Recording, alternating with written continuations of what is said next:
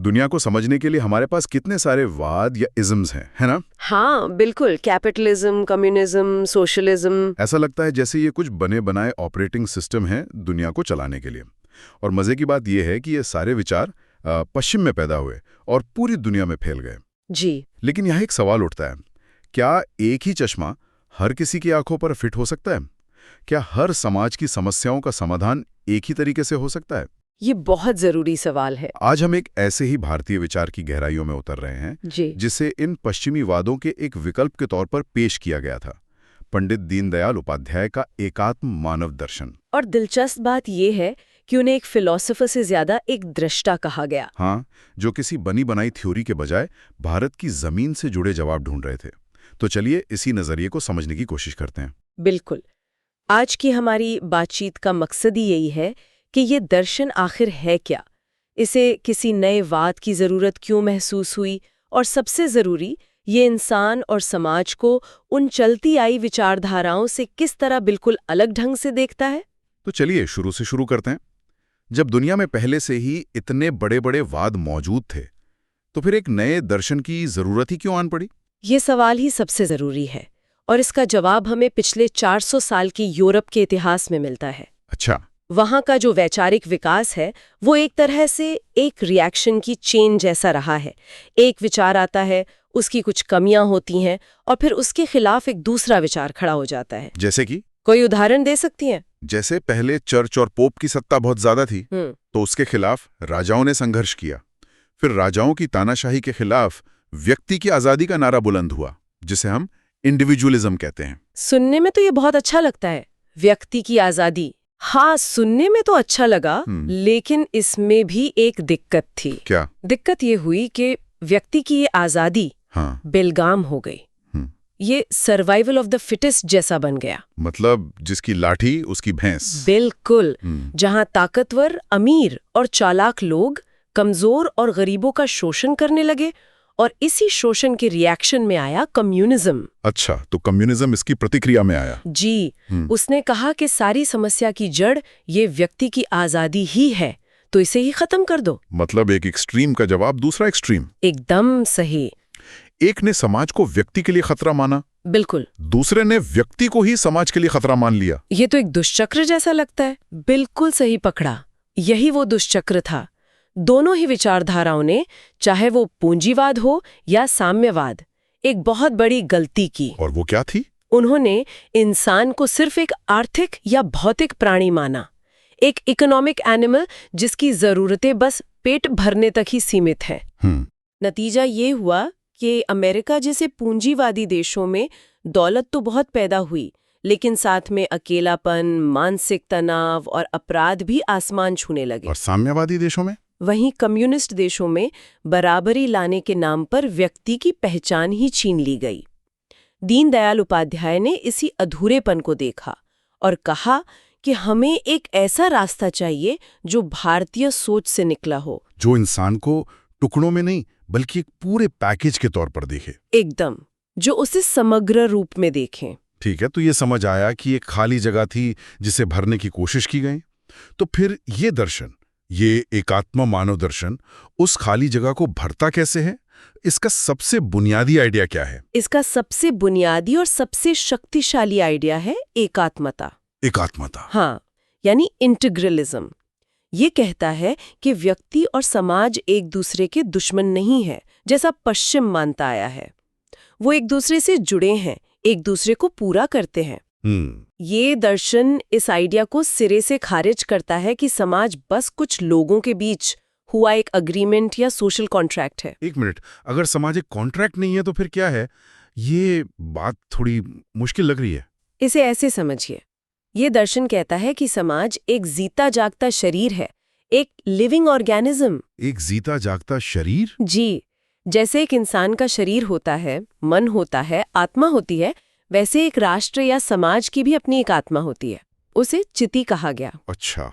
जैसे एक इंसान पैदा होता है और बड़ा होता है, वैसे एक समाज भी पैदा होता है और विकसित होता है। आप और मैं इस शरीर के अलग अलग सेल्स या कोशिकाएं हैं। ये एनालॉजी दिलचस्प है। मतलब हम समाज से अलग नहीं बल्कि समाज का एक हिस्सा हैं। बिल्कुल। क्या इसे और आसानी से समझने के लिए कोई तरीका बताया गया है, कोई चित्र या कुछ? हाँ, इसे 2 चित्रों के जरिए बहुत अच्छे से समझाया गया है। पहला चित्र है पश्चिमी सोच का, उसे सकेंद्रित रचना या कॉन्सेंट्रिक सर्कल्स कह सकते हैं। Okay, concentric circles. इसमें बीच में व्यक्ति है, अच्छा फिर उसके बाहर परिवार का घेरा, अच्छा। फिर समाज, फिर देश और फिर मानवता का घेरा। और ये सारे घेरे अलग अलग हैं? हाँ, अलग अलग है और अक्सर इनके हितों में टकराव होता है। व्यक्ति का हित परिवार के खिलाफ, परिवार का समाज के खिलाफ। और दूसरा चित्र जो एकात्म मानव दर्शन का है, वो एक अखंड मंडलाकार रचना है जिसे आप एक स्पाइरल या शंख की तरह समझ सकते हैं। स्पाइरल? ये तो काफी अलग है। जी, यहाँ व्यक्ति से परिवार निकलता है, परिवार से समाज, समाज से राष्ट्र, और राष्ट्र से पूरी मानवता। एकदम, और मानवता से पूरी कायनात। कुछ भी अलग नहीं है। हर अगला घेरा पिछले वाले का ही विस्तार है। यहाँ टकराव की जगह ही नहीं है।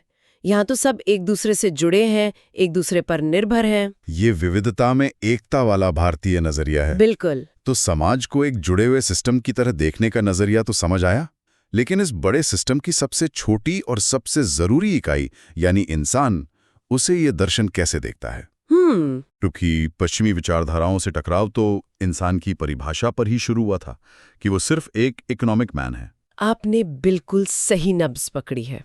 यही इस दर्शन का दिल है। ये इंसान को सिर्फ रोटी कपड़ा मकान की जरूरत वाला प्राणी नहीं मानता। तो फिर क्या मानता है? इसके मुताबिक इंसान 4 चीजों का एक टोटल पैकेज है: शरीर, मन, बुद्धि और आत्मा। शरीर, मन, बुद्धि और आत्मा। इसका मतलब सिर्फ पेट भरना काफी नहीं है। बिल्कुल नहीं। आज की भाषा में जिसे हम वर्क लाइफ बैलेंस कहते हैं, ये तो उससे भी कहीं आगे की बात लग रही है। ये तो होलिस्टिक लाइफ बैलेंस जैसा है। एकदम सही। ये एक होलिस्टिक अप्रोच ही है। पश्चिमी विचारों ने सिर्फ शरीर की भूख यानी रोटी पर फोकस किया, लेकिन ये दर्शन कहता है कि असली खुशी, जिसे यहाँ आनंद कहा गया है, वो तभी मिलेगी जब इन चारों का पेट भरे। चारों का? हाँ, शरीर की जरूरतें भी पूरी हो, मन की इच्छाएं भी, बुद्धि को सही गलत का ज्ञान भी हो और आत्मा को भी शांति मिले। और इन चारों की जरूरतों को पूरा करने का तरीका ही पुरुषार्थ है ना? बिल्कुल। इन चारों के लिए ही 4 पुरुषार्थ बताए गए हैं। शरीर की भौतिक जरूरतें पूरी करने के लिए है अर्थ, यानी पैसा, संसाधन। हाँ। मन की इच्छाओं और खुशियों के लिए है काम, बुद्धि को रास्ता दिखाने के लिए है धर्म, और आत्मा का परम लक्ष्य, वो है मोक्ष यानी आत्म साक्षात्कार। यहाँ एक सवाल उठता है।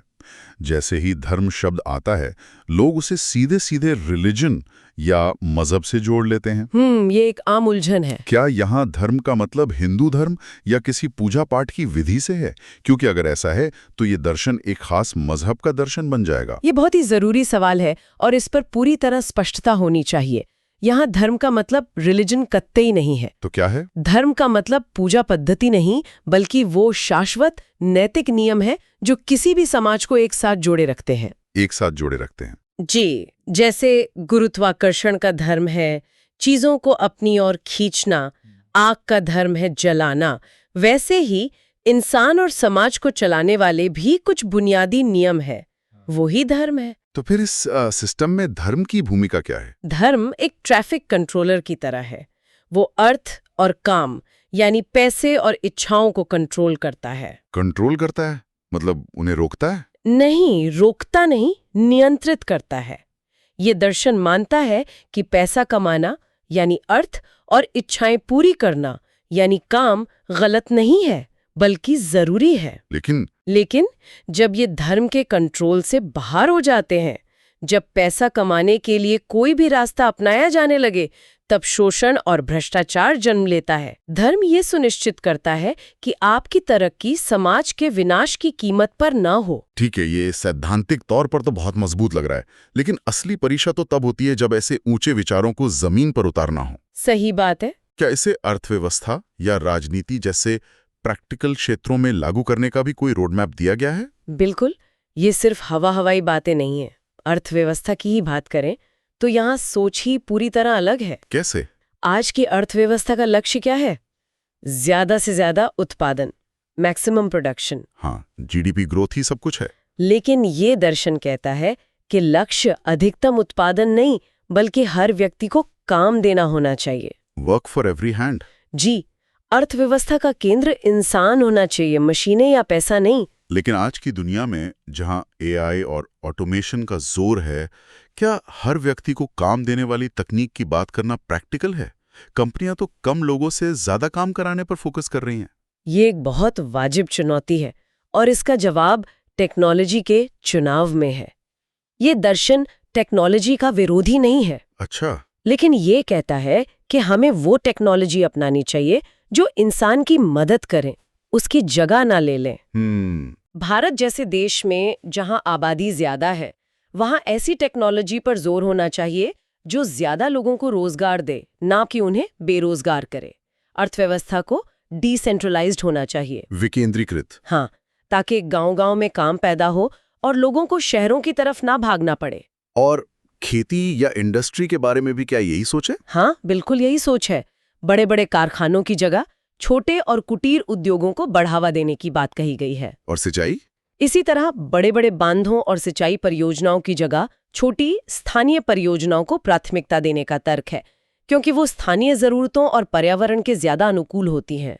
यानी विकास का मॉडल अपनी जमीन से जुड़ा हो। जी, अपनी जरूरतों के हिसाब से बने, किसी दूसरे देश की नकल करके नहीं। एक और बात जो मुझे बहुत अलग लगी, वो थी अधिकारों और कर्तव्यों पर जोर देने का नजरिया। हाँ, आज की पूरी दुनिया की बहस राइट्स यानी अधिकारों पर टिकी है। हाँ, मेरा अधिकार, तुम्हारा अधिकार। लेकिन ये दर्शन तो कुछ और ही कह रहा है। और ये एक बुनियादी फर्क है। पश्चिमी सोच व्यक्ति के अधिकारों पर बहुत ज्यादा जोर देती है। ये दर्शन कहता है कि फोकस कर्तव्यों यानी ड्यूटीज पर होना चाहिए। कर्तव्यों पर? हाँ, तर्क बहुत सीधा है।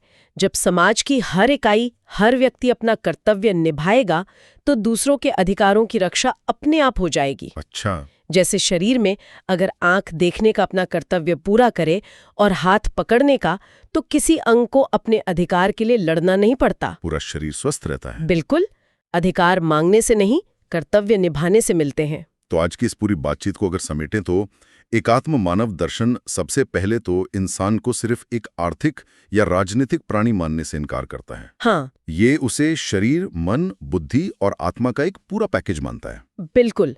और दूसरा, ये समाज को भी सिर्फ लोगों की भीड़ नहीं मानता, बल्कि एक जीते जागते शरीर की तरह देखता है, जिसमें व्यक्ति से लेकर परिवार, राष्ट्र और पूरी सृष्टि एक धागे में जुड़ी है। जी, कोई किसी का दुश्मन नहीं, सब एक दूसरे के पूरक हैं। और इन सबको जोड़ने वाला जो गोंद है वो है धर्म, जो कोई पूजा पाठ का तरीका नहीं, बल्कि वो नैतिक नियम है जो पैसे और इच्छाओं को समाज के लिए विनाशकारी बनने से रोकते हैं। और सबसे अहम बात, ये किसी वाद की तरह कोई बंद और कठोर विचारधारा नहीं है। नहीं, बिल्कुल नहीं। ये एक दिशा संकेत है, एक चश्मा है दुनिया को देखने का। ये कहता है कि हमें पश्चिम की नकल करने की जरूरत नहीं, बल्कि अपनी संस्कृति, अपनी मिट्टी और अपनी जरूरतों के हिसाब से अपना देशानुकूल रास्ता बनाना चाहिए। एकदम सही। वाकई संघर्ष की जगह समन्वय पर जोर देना, ये आज के दौर में सोचने का एक बिल्कुल अलग नजरिया देता है। अंत में हमारे श्रोताओं के लिए एक सवाल छोड़ते हैं। जरूर। आज की दुनिया individualism versus collectivism, economic growth versus environment और राइट्स वर्सेस ड्यूटीज जैसी बहसों में उलझी हुई है। हर चीज एक दूसरे के खिलाफ खड़ी दिखती है। जी, ऐसे में क्या एक ऐसा दर्शन प्रासंगिक हो सकता है जो इन सब में विरोध नहीं बल्कि समन्वय और एकात्मता देखता है? क्या धर्म को समाज को जोड़ने वाले एक व्यापक सिद्धांत के रूप में देखना हमारी आज की कई समस्याओं का कोई नया रास्ता दिखा सकता है?